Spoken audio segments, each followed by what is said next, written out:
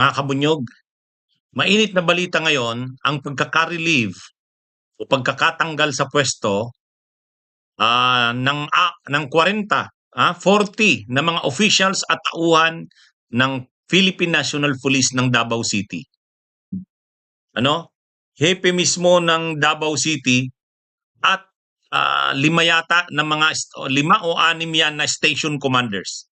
Siyempre, ang chief ng Davao City PNP, mayroon yang mga substation o mga station ng PNP sa ilalim ng Davao City, may station commander yan. Lahat po yan tinanggal. Dinala yata sa regional office muna. Doon muna ni pinagre-report sa regional office ng PNP.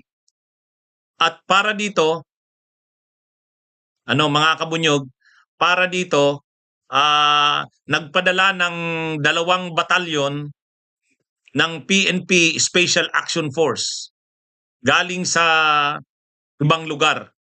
Pinadala doon sa Davao City